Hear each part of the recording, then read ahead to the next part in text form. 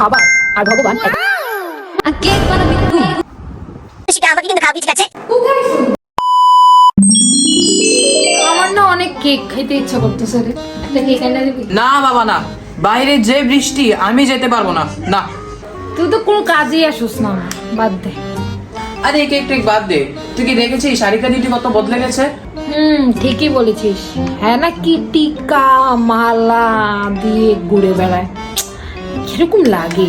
হ্যাঁ ঠিকই বলেছিস তুই, কত অদ্ভুত লাগে আরিকা দিদিকে। আমার মনে হচ্ছে হ্যাঁ সাথে কিছু একটা হইছে, ওকে কোনো ট্র্যাপে পড়ছে। Oh my god. চল না একটা কাজ করি, এর বাসায় একটু দেখা করে আসি এর সাথে, অনেকদিন ধরে দেখাও হয় না। না বাবা না, আমি যেতে পারবো না। ওনার বাসা অনেক অদ্ভুত, উনি অনেক অদ্ভুত আচরণ করে। তাহলে আমিই যাব, দেখি কি হয়েছে।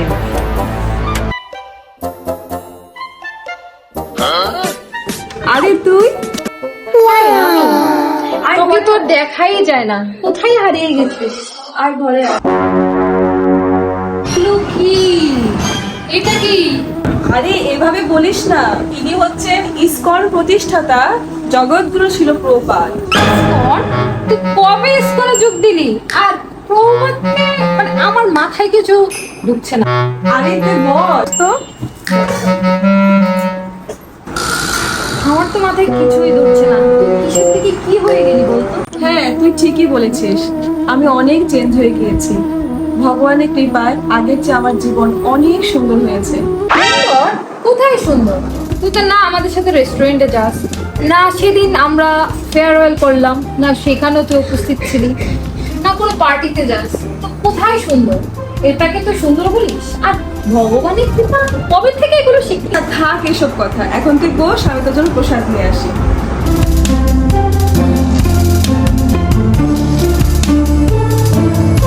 এই যে নে প্রসাদ পা। প্রসাদ ভালোই হয়েছে। আমি অনেকক্ষণ ধরে আমার কেক খাওয়ার ক্রেভিংস হচ্ছিল, মন চাচ্ছিল অনেকক্ষণ ধরে একটা কেক। ভালোই করছে। তো এটা ওই বেকারিটা থেকে আনছিস না? না না, আমি তো এটা ঘরে বানিয়েছি রে। মিথ্যা কথা কেন বলছিস? এটা তো দেখলেই বোঝা যাচ্ছে এটা বেকারি থেকে আনা।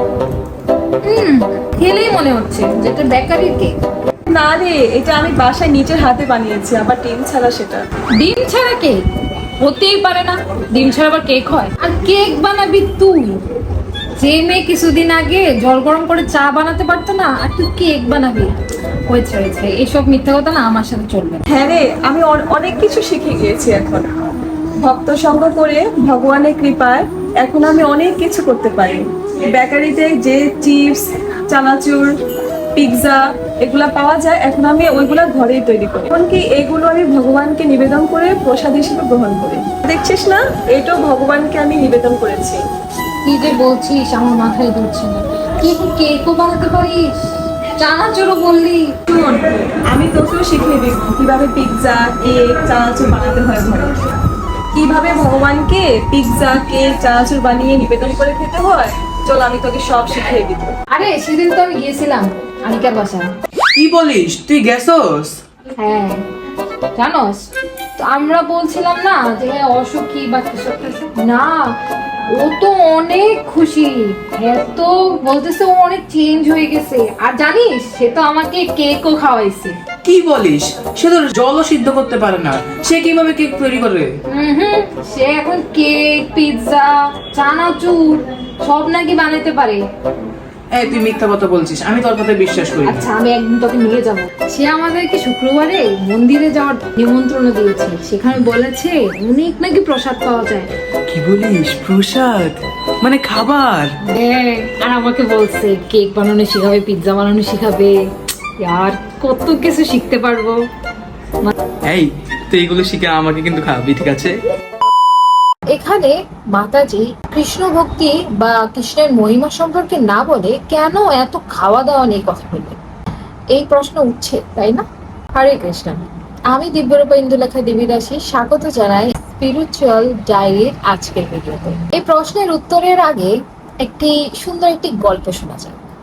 আমরা সকলেই জানি প্রভুপাদের প্রচার সম্পর্কে। প্রভুপাদ কিভাবে তার ধৈর্য, শক্তি, বুদ্ধিমত্তার দ্বারা পাশ্চাত্যে আমাদের এই সনাতন ধর্ম এই কৃষ্ণ ভক্তিকে প্রচার করেছেন। আদৌ কি এত সহজ ছিল? মোটেও না। প্রভুপাদ যখন আমেরিকার তরুণ তরুণীদের তার কথা শোনার জন্য তার স্থানে আনতেন, তখন তিনি তাদের জন্য নিজের হাতে প্রসাদ রান্না করতেন আর তাদের মধ্যে বন্টন করতেন। তখন ওই সব এত এত প্রসাদের মধ্যে গোলাপ জামুন অন্যতম ছিল, যা কোনোদিন ওই পাশ্চাত্যের মানুষরা, তরুণ তরুণীরা কোনোদিনও আস্বাদন করেনি, জানতোই না এটির আসল স্বাদ কিরকম। তো যখন প্রথম এটি পায় তখন তারা তো খুবই বিস্মিত, এত স্বাদ। তো তখন প্রভুপাদকে জিজ্ঞেস করে যে এটা কি। তখন প্রভুপাদ উত্তর দেন, এটি কৃষ্ণ প্রসাদ, যা ভগবানকে অফার করা হয়। তখন এটি শুনে প্রত্যেক তরুণ তরুণীরা অবাক হয়ে গেল, কারণ খাবারও কখনো ভগবানের সাথে জড়িত হতে পারে। তারা কখনো চিন্তাই করতে পারে না যে কখনো খাবার আর ভগবান একত্র হতে পারে। এই গোলাপ জামুনের পরে তারপর কি হলো? তারপর থেকেই প্রভুপাদের কাছে এই সকল তরুণ তরুণীরা শুধুমাত্র প্রসাদের কারণেও, অনেকে শুধুমাত্র এই প্রসাদের লোভে পড়েও প্রভুপাদের কাছে এই কৃষ্ণ কথা শুনতে আসতো। আর যার মাধ্যমে কখন এই প্রসাদ তাদেরকে ভক্ত বানিয়ে তুলে তারা নিজেও জানে না। তো আমরা দেখতে পাই এই প্রভুপাদের প্রচারের মাধ্যমে আমাদেরকে শিক্ষা দেয় যে মানুষকে সবসময় তাত্ত্বিক জ্ঞানের মাধ্যমে তাকে কৃষ্ণ ভক্তি, কৃষ্ণ প্রেম নিবেদন করা সম্ভব না। কৃষ্ণ প্রেম প্রসাদের মাধ্যমে প্রচার করা একটি অন্যতম, যেটা প্রভুপাদ খুব সুন্দরভাবে দেখিয়ে গিয়েছে। তো আপনারা কি এখন বুঝতে পারছেন যে মাতাজি কেন এত খাবার নিয়ে কথা বলছেন, কৃষ্ণ ভক্তির কথা না বলে? প্রসাদও আপনাকে টেনে নিয়ে আসতে পারে মন্দিরে, ভগবানের কাছে। তো ভগবান শুধু জ্ঞানেই নয়, ভগবান প্রসাদও প্রাপ্তি হয়।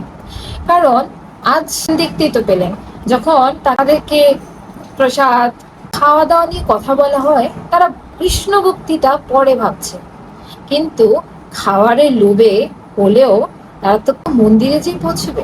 আর মন্দিরে যদি একবার যায়, আস্তে আস্তে এই লোভে, এই প্রসাদের মাধ্যমে হতে পারে একদিন কৃষ্ণ ভক্তি প্রাপ্তিও হতে পারে। যেমনটা প্রভুপাদ তার জ্ঞান, তার বুদ্ধিমত্তা দ্বারা বিদেশিদের মন জয় করেছেন, তাদেরকে কৃষ্ণ ভক্তির প্রতি আকৃষ্ট করেছে তাদের নিত্য জীবনের বিভিন্ন কিছু দিয়ে। আর তার অন্যতম একটি জিনিস ছিল প্রসাদ। তো এই ছিল আজকের প্রসাদের মহিমা, যে প্রসাদের মাধ্যমে আপনি কিভাবে প্রচার করতে পারেন। ভিডিওটির মাধ্যমে সকলকে জানিয়ে দিন যে প্রচার এত বিশাল করে না পারলেও কিছু প্রসাদের মাধ্যমেও আপনারা প্রচার করতে পারেন। তো অবশ্যই অবশ্যই আমার এই ভিডিওটি শেয়ার করে সকলকে জানিয়ে দিন। হরে কৃষ্ণ।